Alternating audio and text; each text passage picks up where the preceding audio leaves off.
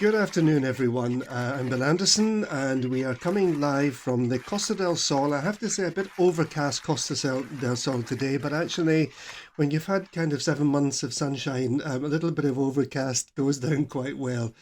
I am delighted to welcome back Marcel Salazar. Welcome, Marcel. Thank you so much. I'm happy to be back. You've been a very busy man recently, haven't you? Because you've just moved premises. I have. I'm now based full time here in Calahonda, which is very close to where my original clinic was. But I always had a base here in a gym, which is the Alamar Fitness Center, and now we're here full time, and it's rocking and rolling. It's very good, very Yeah, very good. I imagine all these people doing the exercises are always pulling things and stretching things, and This is true. This is exactly true. This is what happens, and it tends to happen when you are perhaps overdoing it and not recovering enough. That right. tends to be the time when it happens. Yeah, But well, yeah. I read somewhere that 100% of sports injuries result from doing sports. That's correct. And you're absolutely right. And I heard somewhere that 96% of statistics are made up. So, I mean, whatever. Okay, okay. Well, I've recommended you to a couple of people You recently, have. Marcel, and I'm always a lot more confident recommending someone when I've actually tried them out myself. Whether it's a builder or a Absolutely. physical therapist. And you did do a little bit of work on my knee for me, which actually it's great. It's great. I've been doing my Fantastic. exercises. Um, Fantastic. but I have to say this. I did say I was going to give you a hard time for this. You really need to work on your bedside manner. Oh, come on. I mean, come on. Saying to, a paying customer, a paying patient, you're quite supple for an old geezer. It depends who you ask. I think that is a massive compliment, but it does depend who you ask and how you say it. So, I will take it as a compliment, absolutely. And Marcel. let's face it, I But mean, you did feel good in my hands, Bill. I oh, mean, you did. I'm not even going to answer that one, Let's Marcel. not go there. Yeah, let's not go there. Marcel, we're going to talk about a couple of things today, but it's under this heading of degenerative diseases. Yeah, Yeah, tell us a absolutely. And bit I wanted about to this. hit on this. Yeah, I wanted to hit on this topic because it's very important. It's a becomes a real problem, to be honest, for most people over the age, so we say, of 50. It becomes something that is relevant, but it can affect anyone at any age. And to be honest, what I wanted to do was firstly define degenerative disease. So that basically means something that gets worse over time. Right. That's all that means. So it's just something that changes and gets worse over a period of time. Is But there are it many, many different types of degeneration. is that different from chronic disease? Talking about degenerative and chronic, is there a difference there between the two things? No. So to define the two different things, so chronic simply means that you've had a given problem for more than a month in duration of time. Okay, Degenerative disease means that this is something that gets progressively worse right, as time goes on. right. So they're So two slightly different things. yeah, so the chronic might be there for a very long time, but not actually necessarily get worse. But Exactly. the That's degenerative exactly disease, right. yeah. So that there is, well, degeneration of something. Okay. Absolutely. Yeah, What that's what absolutely right. Exactly. what So what just, yeah, what things are you talking about in yeah, particular, Marcel? exactly. So there's a lot of them, and I'm just going to briefly go through the sort of the main ones, if you will, and then I'm going to go into more detail about the ones that are obviously relevant to me and obviously to my patients and so on. So there are autoimmune diseases such as rheumatoid arthritis, multiple sclerosis, etc. Then you have cancer, of course, which is a change. Then we go into cardiovascular diseases. Diabetes is one that can get worse over time as well. Gout is a particularly interesting one, that it's in a subset of its own, Right. and that can get progressively worse and be quite dangerous for your limbs and particularly your feet. Then we've got neurodegenerative diseases as well, such as Alzheimer's, the dementia, Parkinson's, and things like that. And then, of course, you've got skeletal diseases things like arthritis, osteoporosis, and so on. Those are the ones that obviously I'm dealing with on a more regular basis. Right. Okay. And you were saying that these particular conditions tend to be seen more in, well, let's just say the over 50s. Yeah, I'm going to make a really crass statement here and say I thought osteoporosis was an old person's disease or an old yeah, lady's disease, but yes. is that the case or not? Commonly, yes. In the majority of cases, yes, it's an old person case. And I'll tell you, it's interesting that you say a woman's case as well. And the reason that it's more prevalent in women is because of hormone changes. Right. So women typically are less physically active from an exercise standpoint, although that's a very old sort of attitude. Sure. It's changing now. But physically, they tend to be less manual, shall we say, and that's what affects their bones. So the point is, the more physical they are, the more they protect their bones. Hmm. But also the hormones, unfortunately, work against them because with osteoporosis, just to explain this in more detail, and it might be interesting for the listeners, what's happening all the time is your body's bones are being broken down and built back up. Broken down and built back up, and that's what bone marrow does. And you've got the bony ends and so on, and they repair and so on, osteophytes, osteobites, etc. Now in osteoporosis, the body's ability to rebuild that bone is diminished. Right. So what happens is that the bone density, the thickness of the bone, reduces over time, increasing the brittleness of that bone and therefore making it more susceptible to fracture. Okay. And we probably all know within our family settings for perhaps elderly relatives, grandparents, or aunts or uncles, when they get older and they have a fairly simple fall Mm-hmm. and Yeah, something breaks. yeah. That's exactly what happens, and it's the hip or the pelvis, right? Very That often, tends yeah. to be the one that goes, and the reason for that is because it's a fairly large bony mass, the hip and pelvis. It often people are a bit confused by the term hip because they think it's the bit along where your waistline is, but actually the hip, when it's referred to, is actually the top of the leg bone, so the femur. Right. So the long leg bone at the top part of your thigh is called the femur, and the very head of that, or the head of the femur, is the part that can fracture or break when you have a fall to the side ordinarily, Right. and that's when a hip fracture occurs. It's not necessarily the pelvis itself, which is sometimes what people think. Mm.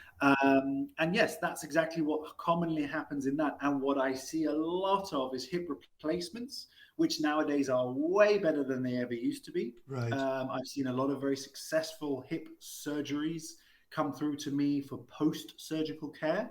I'm dealing with patients actually from both ends of the scale. Some that come to me before surgery, and others that come to me after surgery. Right. And it tends to be the after surgery ones that haven't had the appropriate care, post care.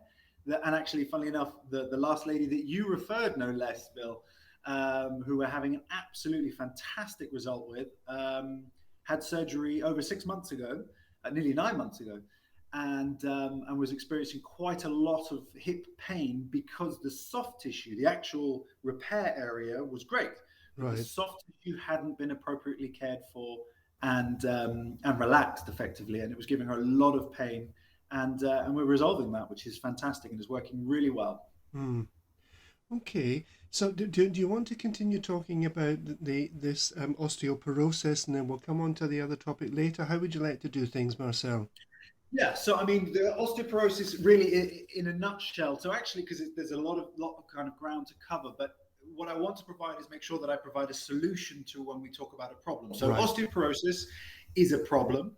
The precursor sign they call osteopenia, which it's a little bit of a very general ballpark figure to identify that you may be at risk of getting osteoporosis. And if you are told you're osteopenic, it's a great time to start making some lifestyle changes. So, for example, increasing exercise and load-bearing activities, so walking, light jogging, if you can manage it, weightlifting in a controlled way, exercise classes will begin the process of load bearing your body and your muscles and your bones, and that will start to create a change and creating thicker bones because of the stress.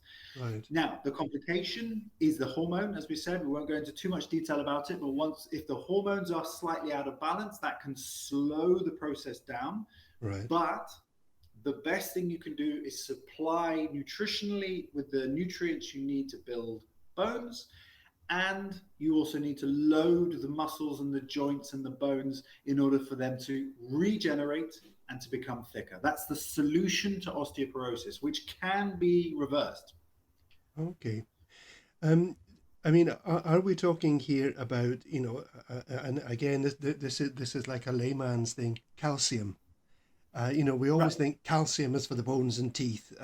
Is this Correct. what we're talking about, or something really much wider than that? It's calcium is important, but your bones are made up of more than one mineral. Right.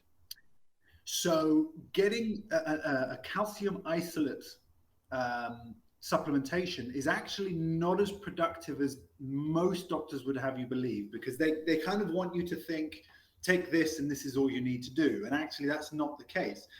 As I think we touched on in an earlier video or before, another show, sorry, was actually eating things like sardines. Now, this is particularly common in this part of the world because you can Sure. get some amazingly fresh cooked or fresh oven baked sardines, which are a fantastic source of all sorts of minerals, including omega fats, but also when you consume the tiny, tiny bones within the fish, you're actually getting all the minerals you need Right. in order for your body to absorb and catalyze and facilitate new bony generation. So calcium is one mineral, but of many. So yes, it's useful, but too much calcium in the body is actually counterproductive anyway.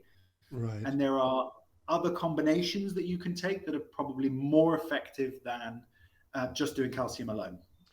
Yeah, and I do recall that you know calcium is one of these minerals that actually it's not that easy for the body to absorb it, isn't it? Is it? It's Correct. a complicated thing because the kidneys Yes. produce an enzyme that allow the body to absorb it, but it can only absorb so much of it, I guess. Correct. That's absolutely right. And that's the true in relation to almost all minerals. Your body will use what it needs and you excrete the rest. It's as simple as that. When you have an excess of any given mineral, sometimes that can create other problems, particularly if your body's ability to excrete it is limited for whatever reason, whether it's because of your digestive system, whether it's because of your current medical state, or if, as you say, some of your organs are not working as well as they can. Mm, Then that creates secondary issues, you see. sure. And calcium is actually crucial for muscle contraction as well. Okay. Without calcium, you actually cannot have muscle contraction, but we're talking about micro quantities of it. So, you can derive that from most of your daily diet anyway. Hmm. So Yeah. when you're talking about certain dietary things that can help in the very early stages, do Yeah. do you know can you avoid getting into these stages by looking at dietary requirements and dietary things before you even reach this osteopenia stage? Yes, that's an excellent point to make in that, yes, you absolutely can. It is important to highlight that there is a genetic predisposition. Okay. So science still tells us that there is a genetic predisposition for certain people to be prone to these types of diseases. So that aside, there is always that as a possibility that can Right. affect any individual being predisposed. But in addition, in regard to what you've said, yes, nutritionally, if we deprive our bodies of fresh foods, particularly simple foods, then we can actually increase the likelihood of degenerative changes within our body, whether that be bony or organ or musculoskeletally. Right. And I don't know whether you'd seen recently, but there has been a big study released in the UK that disclosed that processed foods significantly increase the risks of degenerative change, which is crazy, crazy is in that they've actually come out and said that process, Right. like prepackaged foods and all that kind of stuff has got a direct correlation to degenerative changes within the body Really? that make you weaker or health wise. Yeah, absolutely. It's pretty damning, but obviously only a certain amount of people will see it, I guess. Yeah, So but is that because processed foods or these sort of pre-cooked, pre-packaged foods actually yeah, have less of the nutrients in them, or is it because, I mean, I know some of them are bung in the microwave type things, yep. is it lack of good content when you buy it, or is it the way that they're heated up, and what is it about these processed foods that's Both. okay? You've absolutely hit the nail on the head. So these processed foods, I have a bit of a gripe with one particular food group, and that is cereals. I don't know if you remember, I think I've said this before, but Yes. cereals are the definition of processed food. Right. So if we use Okay. them as an example, and actually their history is a fantastic way of highlighting how little they provide you with. Right. Because if you think about it, what do we all remember? And I remember this as a child when I'd watch these programs like for Kellogg's cornflakes, let's say. They would talk about how they were fortified with all of these nutrients that you needed and stuff Yes. like that. Yes. And the average parent watching that would be like, oh, that's fantastic. I'll give that to my kid and it'll give them everything they need. Yeah. But then when you think about it, you actually think, well, hold on, why is it fortified? Why does it have to be then put back into it? And it's because everything has been taken out. And cornflakes in particular, if you look into the history of cornflakes, and in particular Kellogg and his history, it's a fascinating history in that this was a mass-produced product to feed people in hospitals as cheaply as possible, as Right. cheaply as possible. They literally make it like paper, Uh-huh. dry it out, and then it's just all mashed together. It looks like paper, and then they make it into little flakes. And Okay. you're better off chewing cardboard. It's the same as that. It's exactly the same as that. But for legal reasons and for marketing reasons, they had to fortify it to have some form of nutritional value. And that's what they did. And most cereals, this is like 90%. There are some that are different, but the most cereals are heavily, heavily processed. As a result of that processing, all the nutrients are extracted or lost through Right. heat, water, through rinsing, through chemical processing, and then they have to put it back in. But what they're generally loaded with is sugar and salt. Right. Okay. Both of those things will contribute to at least one of the degenerative diseases that I've already mentioned at the beginning. Yeah. Well, I had some porridge today, but Good man. yeah. It That's one of the best ones. yeah, it has a lot of good qualities, and because it's a kind of dull day here today, Vicky said, right, gonna make you some porridge, and Well, that's because you and your lovely wife are very clever, you see. So that just makes sense. Porridge is one of the few, and it's an old school one as well. Porridge has been yeah, around for a long time, yeah, right? So and that's still one of the best sources, particularly of carbohydrates. But that's the simplest, cleanest, unprocessed cereal, because then you can also add what you want for flavor. You can add sure, fresh berries, you can add a little bit of honey. Whatever you add is going to amplify the nutrient content. yeah, But with cereals, you're getting a huge volume of sugars, a huge volume of salts, and then, of course, synthesized, fortified minerals and vitamins. yeah. Yeah, Okay, so there are ways by looking at our diet at an earlier stage in our life that we can yes, perhaps put off, well, either maybe avoid or reduce the problems of something like osteoporosis. correct. Um, how many people don't know they have it until someone tells them? Yeah, Is this something that a lot. sneaks up on them? Yeah, this is a lot, because osteoporosis in particular is one that you won't know about until you have a fracture, like an Right. easy fracture. So you Okay. might kick a door frame or you kick the floor or something like that, and suddenly you've broken your toe. Or more commonly, you take a fall, and ordinarily you wouldn't think, oh, that wouldn't break a bone, but actually it does. that would be your first indication, really, because you don't feel pain, obviously, from your bones necessarily. Right. Yeah. But interestingly, just to hark back relating to what you just said about the nutrition, not only does it protect you from things like osteoporosis, it will actually protect you from a major and one of the biggest problems globally, obesity. Right.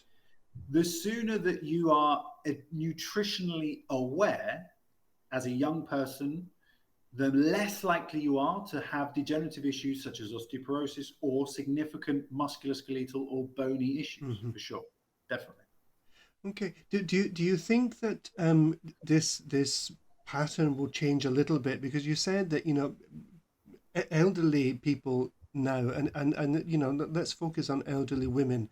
And we're in Spain, which is a very traditional culture, very traditional society, and elderly women in Spain, for example, didn't necessarily do a lot of exercise, housework and things like that. But being outdoors and running and things like that are not really part of their culture.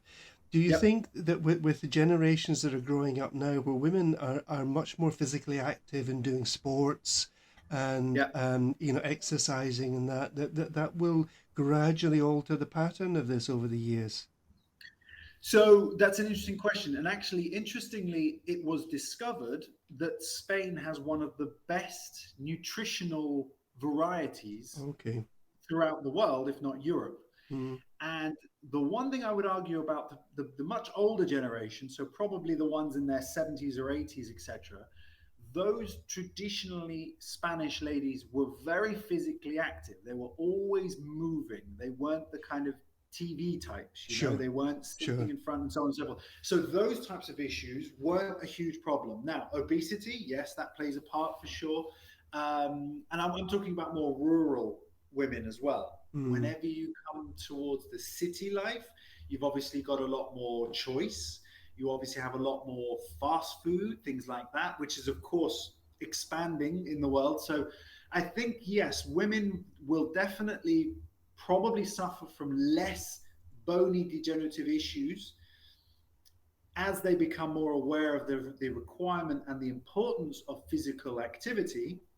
But there are always factors that confuse the matter, such as already mentioned, the hormonal aspect and medicinal as well. So if you are a person who takes medicines can intervene with the processing of calcium, and in particular of the regeneration of bony material as well. So there's always, because as we become a more medicated society, that creates again another sort of spanner in the works, if you will. Right. But if the person in question, if the woman in question takes no medication, is physically active, eats very, very well, or is aware, nutritionally aware, and limits the amount of degenerate or toxic stimulants, such as high levels of stress and not lots of alcohol and not too many cigarettes or no cigarettes, then the likelihood of osteoporosis is much less. Right.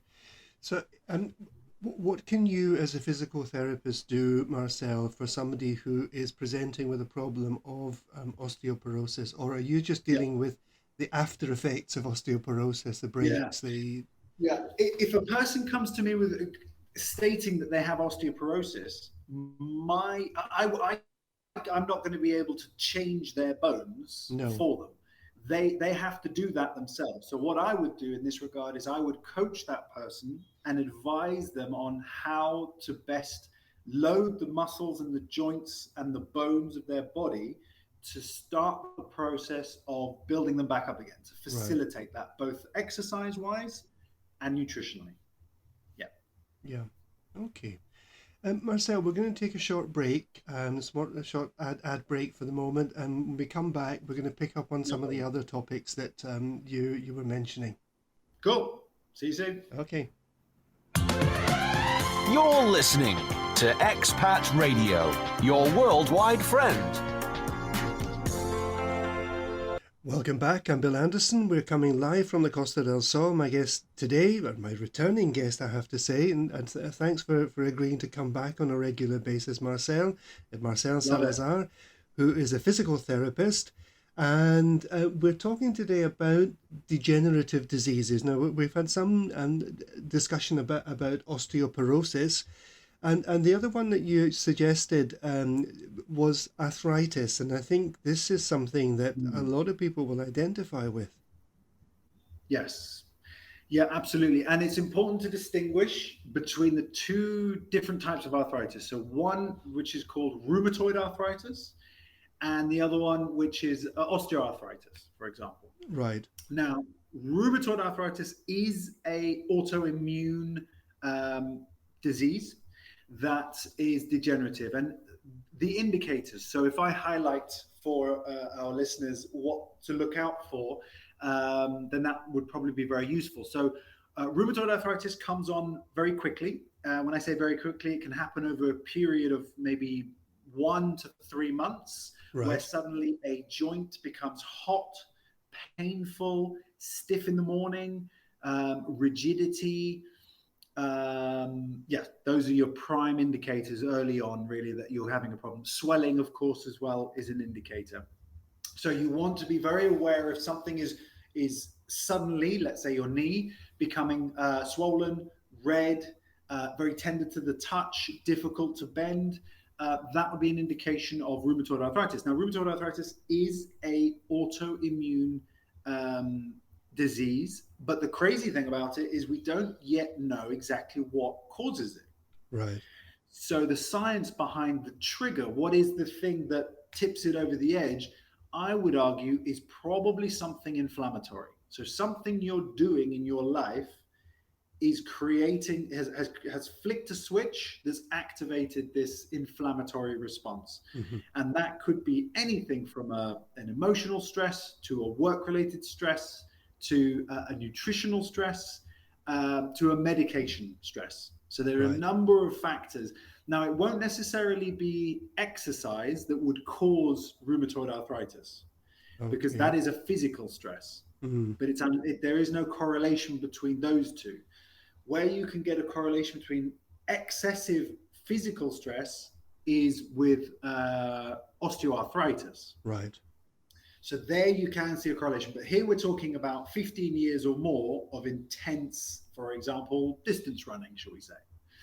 Right. So those are the connections, and that tends to happen for the hip, etc., or the knees, and so on and so forth. But otherwise, degeneration of the joint and the bones through osteoarthritis tends to happen over a longer period of time.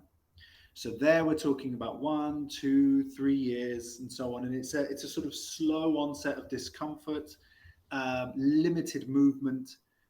Obviously there can be swelling. Obviously there can be limited physical ability, etc.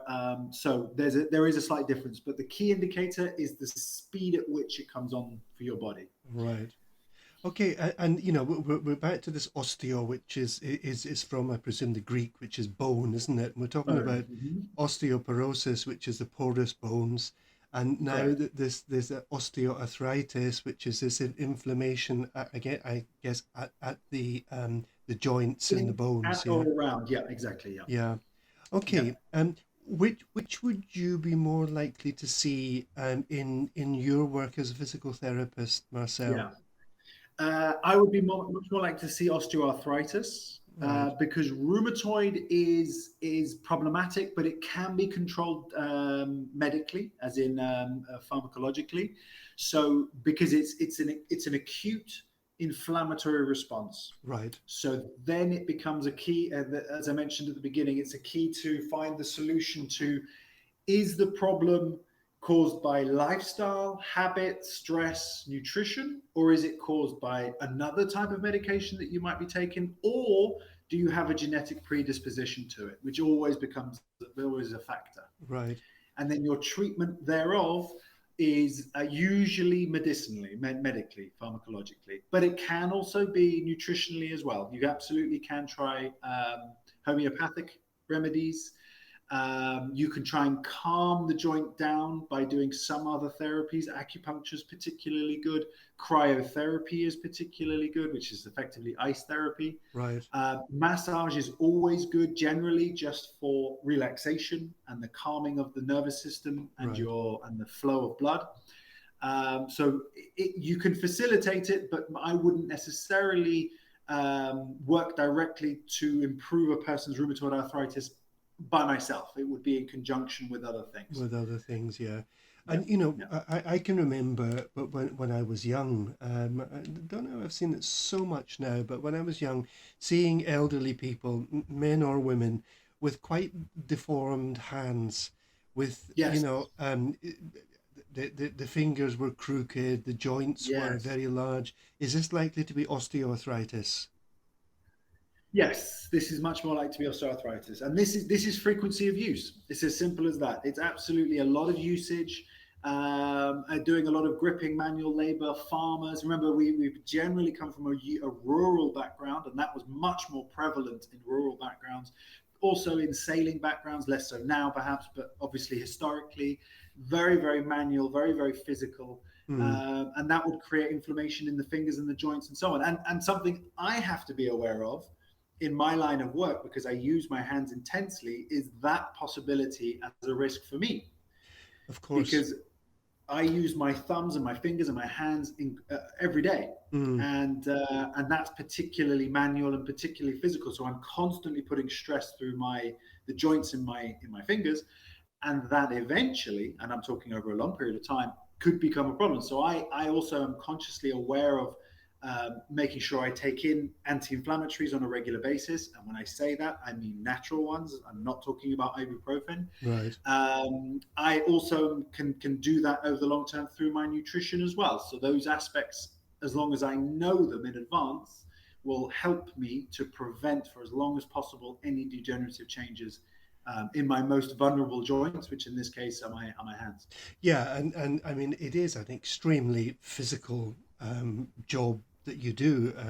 I Mm. know that when my wife, when Vicky, she did you know, various types of massage, including some sports massage, and you know, she's probably about half the size that you are, and Yep, she did and it. she most certainly felt trying to do that, especially when it's a man, you know, big heavy body, thick muscles, and Yep. trying to do that. And she says, you know, she learned a lot from it. She enjoyed it, but she said, I don't really know if I'm built for this kind of work because she said, I think I'm going to do some Correct. damage. Yeah. Correct. And that's absolutely right. And I tend to find myself working in bodybuilder gyms as well, which doesn't do me any favors at all, because No. you've got even bigger men and women with thicker tissue and strong muscles and so on. But that's my own fault. But absolutely, it's a very physically demanding job. And interestingly, as well, from another standpoint, you also draw a lot of energy from the person. Right. And depending on how that energy is, whether it's a very positive energy or a negative energy or an emotional energy, that physical contact is also very demanding on a practitioner's body. Right. So that's another part of it that I'm acutely aware of as well, and make sure that I try and balance that out whenever possible, Hmm. because it's important to be aware of, and you've got to protect against some of that energy, which doesn't help you sometimes. Sure. So, Marcel, when someone, you know, recognizes the early stages of osteoarthritis, and you know, you're Yeah, saying that this is more likely to come about through almost like a wear and tear um, yeah, uh, kind of activities over a number of years. yeah. You know, is it a kind of sentence for them? You know, when the Uh, joints start to get Good question. stiff and start to get swollen and whatever, you know, is it Yeah, just like, well, it's only going to get worse, or what's the story yeah. here? It's an excellent question. Actually, it is not a sentence, but it does indicate that your body's ability to recover is not as good as it used to be. Right. And you can facilitate that recovery by doing things slightly differently, perhaps. Okay. So, some of the things I would definitely recommend would be flexibility. So as we age, we can probably all agree, if we're listening to this, that flexibility starts to decline. Yeah. Well, Now, unless you're my therapist said I'm quite flexible for an old geezer. So your therapist did, but that's because he was trying to sweeten you up. He's trying to butter you up a little bit. So, no, no, but that's because, and let's be honest, that's because you do have flexibility through your quads. Right. So your quads your quads needed more flexibility, but they were better than I expected them to be. Right. Okay. And that's because you do a lot of walking, right? Sure. You guys do a lot of walking. So the blood flowing through your quads is very, very good, but the flexibility needed to be better.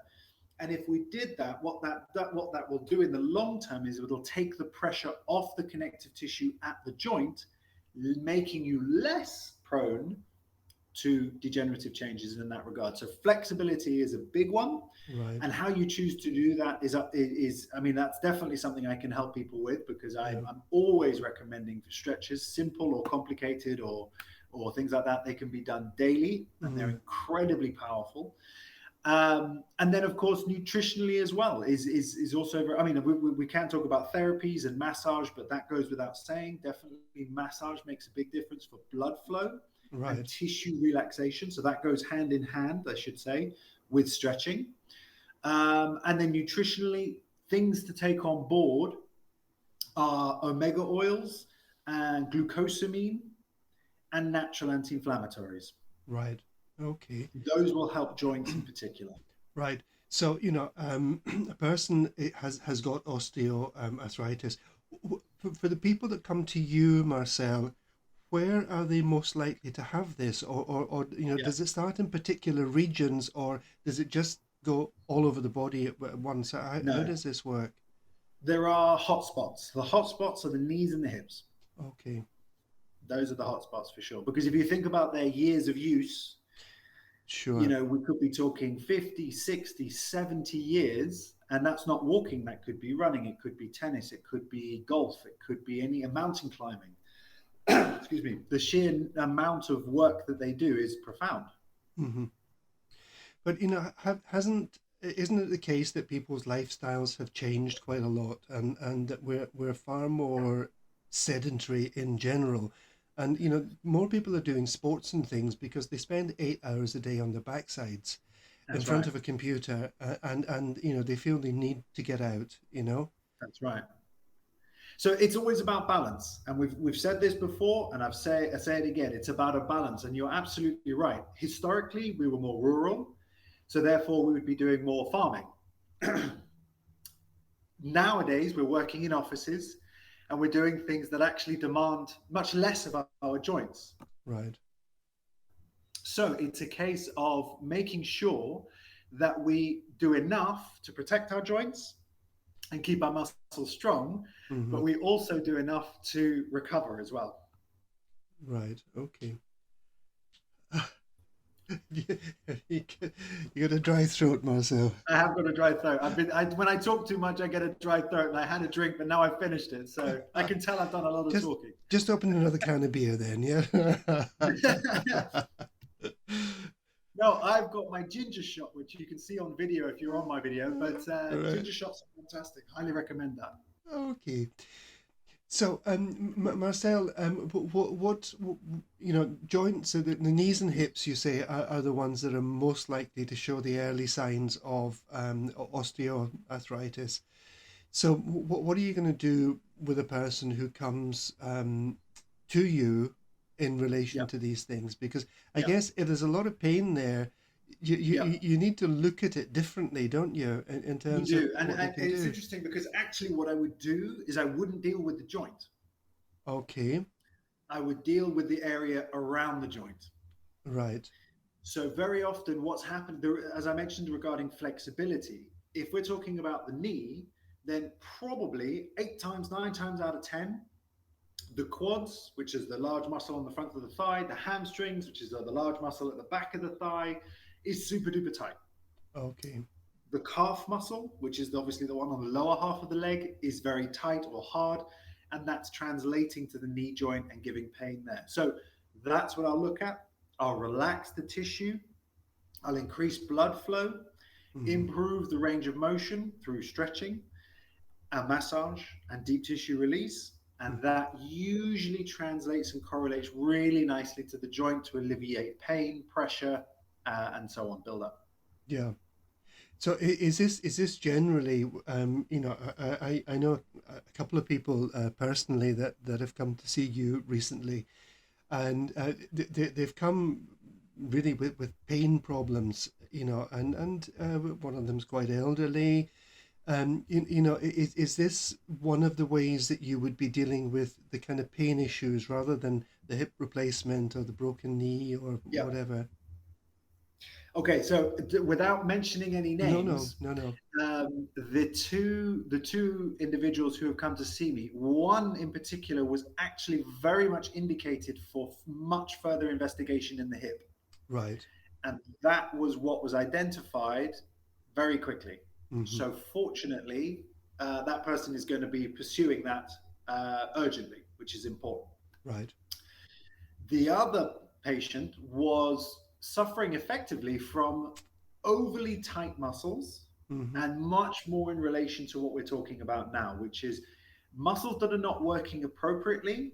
They're causing pain and giving signals because they're having to do the work that other muscles should be doing, and it just wasn't balanced. So what I've done is I've focused attention on the problem muscles, the painful muscles, relaxed them through various different therapy types, and a little bit of stretching at the latter end of the therapy as well. And it's worked an absolute treat. So if you were to speak to this individual, you'll probably hear good things because they're now able to walk. Yeah, well, I've already heard good things. So Okay, yeah, I've had very, very positive feedback. So what you're doing is most certainly helping them and very effective for them. Awesome. So what else would you like to sort of cover here, Marcel, in terms of these? So one of the big areas that I see a lot of, and we haven't mentioned, is spinal degeneration, Right, and shoulders. okay, Now, spinal degeneration is super duper common. Now, let me explain. I'll tell you what shocks me quite a lot is when I get patients coming in and they bring me their medical documentation and it's very technical. And I ask, has any of this been explained to you? And 9 times out of 10, nope, no idea what this information, what it even says. And I definitely don't understand it. So it's like, okay, well, let me try and give some clarity. So a lot of the time, our spines will begin to compress as we age, which is why we get smaller. Yeah. Okay. So, and the reason we get smaller is because of gravity constantly pushing down on us throughout the day. Now, we're always taller in the morning than we are in the evening. Right. And that's the reason. That's a proven fact, and that's the reason. And the reason is because obviously overnight we've laid flat, we've allowed our spine to stretch out a little bit. The discs in between each of the vertebrae, which are the bones of your spine, have slightly expanded in size. We're talking about a fraction of a millimeter, but obviously through compounding and accumulation, that can result in 1, 2, 3 millimeters. And you'll be taller in the morning than you will in the evening. But over time, that can have an effect on the discs in between the vertebrae. And so what can happen is that you can have what's called a disc bulge or a disc herniation. Now, some people have probably definitely heard of that. Some people are probably experiencing that. I guess so, yeah. Now, that condition is very, very common in that two surfaces, and I'm using my hands here, using my knuckles facing each other. In between these two knuckles are the discs, which is made up of a viscous material, a bit like water, but thicker than water, in between each of the vertebrae. And that disc can sometimes pop. It can sometimes bulge out to one side or forwards or backwards. And when it does that, it can create pinching or impingement on the nerve root, which is the direction that the nerves pop out from your spine. And then, of course, you're going to get pain. You can get limited movement. The more serious situation in relation to that is if you have tingling or burning in one of your legs. One of the key indicators is if you have bodily function, loss of control. That's a more serious condition. But you would obviously know that that's not good if you can't control that happening. Sure. And then, of course, the more serious from there would be loss of sensation on your legs, at the back of your legs, the front of your legs, your inner thighs, and then muscle function, etc. But obviously, you would escalate that through knowing that. But that's what would indicate as an issue stemming from the spine. But what I see is people with a lot of pain in the lower back from compression of two vertebrae collapsing onto one another. Right. But this must be very delicate and complex work to do, because you know, if I knew somebody who had, you know, this kind of, you know, bulging discs or whatever, frankly, I wouldn't touch it, because I would be so frightened. I would be so frightened that I did something and made it worse, you know.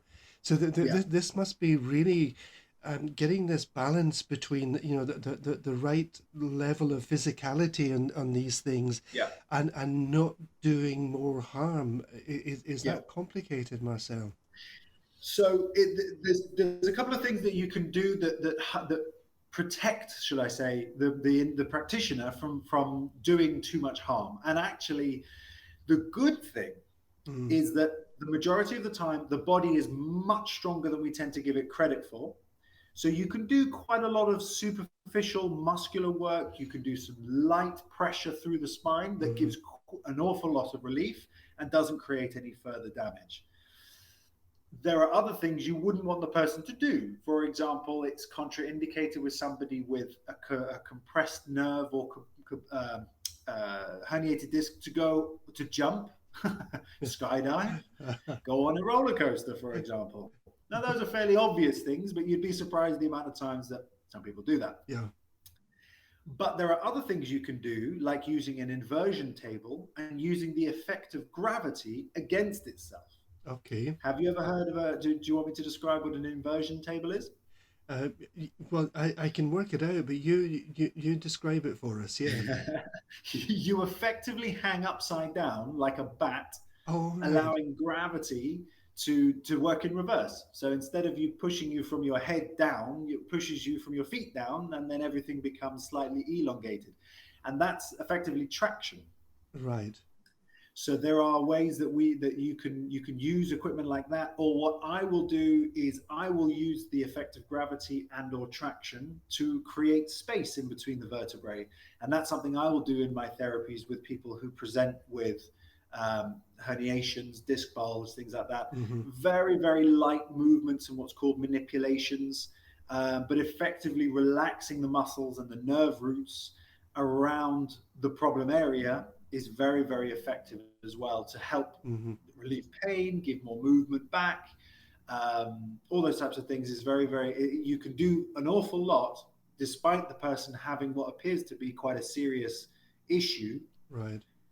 And that's the advantage. The disadvantage, the thing that's useful that I always recommend is if a person is able to get some scanning done, then you can identify the level of the damage. Right. That's what's really difficult for a practitioner to assess. Right. The level of the damage is very difficult because we can't see in the spine. We can feel, we can see what it does, we can see what direction the problem might be going. But seeing the exact level of it is best done through scanning technology, which is obviously MRI, CT scan, sometimes X-ray, things like that. Yeah. Is it more complicated? And I asked this from a family member who had a mountaineering fall. When the disc doesn't herniate out the way, the disc herniates inside. And you know, are we talking surgery here, or are there still ways of... So surgeries indicate, so that's a problem because that's going in towards, I'm guessing, was this lumbar spine? Lower spine? Yeah. So that part of your spine is the thickest, the strongest, it's the most load-bearing area, and that's the most common area to get herniations, but it's not that common to go in that direction, forwards, as it were, towards the abdomen. Surgery is indicated when the person's life is being massively impeded. Okay. So if they can't walk for more than 15, 20 minutes, if they're in constant pain, if they can't barely move, those are all indications for surgery. Okay. That's after attempting therapy as well. Sure. So if they've tried those avenues and it's not working, then surgery would be indicated. Now, the surgery they would do 9 times out of 10 is what's called a spinal fusion, which is where they effectively try and shave away and get rid of the disc, suck it out, and leave the 2 vertebrae collapsed together. Okay. And the fusion means that there's no longer any movement of any sort between that vertebral junction. Mm. On the other side, if the herniation is not too extreme, what they can do is they can shave off the bit that's sticking out and then leave it as it is, which is the ideal one because it still leaves a little bit of the disc in between the 2 vertebrae. That's kind of the one you want. And when you're very lucky, and there are new therapies where you can actually inject fluids into the discs. That science is still not quite there yet. There's also some science in relation to stem cell technology, which is also an amazing science, but again, not quite mainstream, shall we say? Yeah. Marcel, our time has gone again. No. Oh, we're done. I'm afraid it has. Can I say thank you so much for joining me again? Of course you can. I find you a mine of information, and actually a mine of information about things that I think are relevant to all of us to one extent or another. Fantastic. And thank you very much for joining me. Will you come back at the end of next month again, Marcel? Yes, absolutely. Absolutely. We will absolutely speak again. That was literally my next patient just calling me there. So the timing is bang on. Okay. Thank you so much. Have a great weekend, Marcel. And for all of you who are listening in at the moment, please enjoy your weekend. And we're going to go out with a nice song from Neil Diamond. Awesome. Thank you so much.